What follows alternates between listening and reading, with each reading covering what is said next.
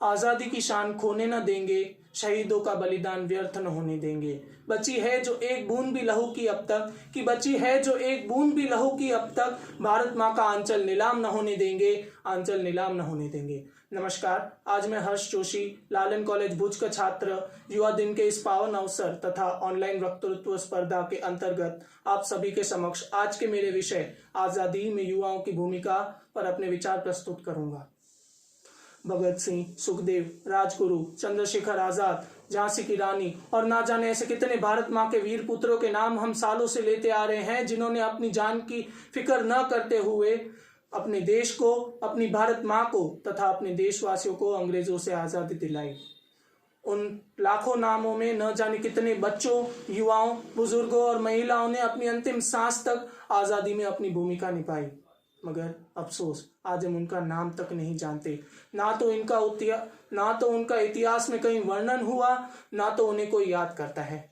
मगर एक प्रश्न तब यह उठता है कि हम युवाओं पर ही इतना जोर क्यों देते हैं। यह बात मुझसे और आपसे बेहतर और कौन जान सकता है कि एक 20 वर्ष के युवा के लिए आज़ादी से घूमना फिरना कितना महत्वपूर्ण होता है, उसकी तीव्र इच्छा कितनी होती है।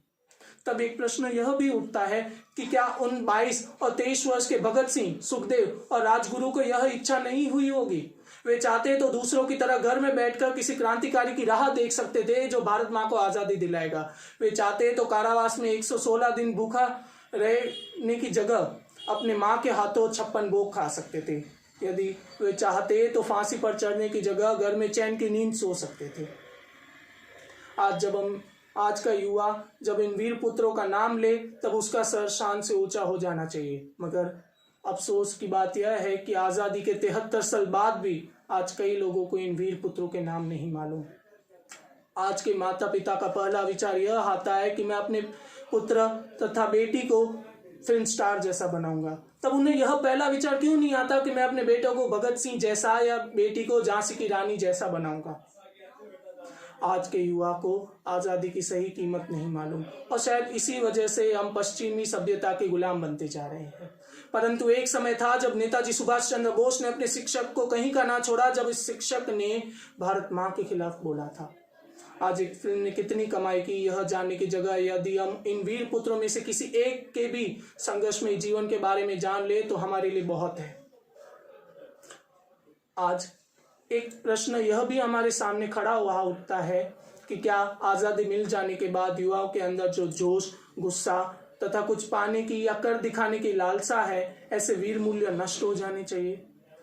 यदि इसका उत्तर हाँ है तो क्या फायदा ऐसी आज़ादी का, और यदि हम आज भी इन मूल्यों का समर्थन करते हैं तो क्यों ना हम वह उत्तम और संपूर्ण युवा बने जो स्वामी विवेकानंद जी थे तथा हम सब में चाहते थे। क्या खूब कहा है स्वामी विवेकानंद जी ने कि आप जो सोचेंगे आप वही बन जाएंगे। आज के युवा के पास इतनी शक्ति है कि वह जो चाहे वह कर सकता है। यदि हम भारत माँ को फिर से सोने की चिड़िया बनाने का विचार अपनी जिंदगी बना ले, हम उसी विचार के बारे में सोचें, उसी विचार के सपने देखें और उसी विचार को जिए तो हम कुछ भी कर सकते हैं। उन क्रांतिकारी युवाओं ने भी शायद यही मूल्य अपने जीवन में उतारा होगा कि संभव की सीमा जानने के लिए केवल एक ही रास्ता है, वह है असंभव के आगे निकल जाना। और मेरा भी यही मानना है कि यदि हमें जीवन में आगे बढ़ना है तो युवाओं को इसे गुरु मंत्र बनाना चाहिए और जीवन में आगे बढ़ना चाहिए। अंत में मैं अपनी वाणी को स्वामी विवेकानंद जी के शब्दों द्वारा विराम देना चाहूँगा कि उठो, जागो और तब तक मत रुको जब तक ध्येय की प्राप्ति ना हो जाए। धन्यवाद। भारत माता की जय।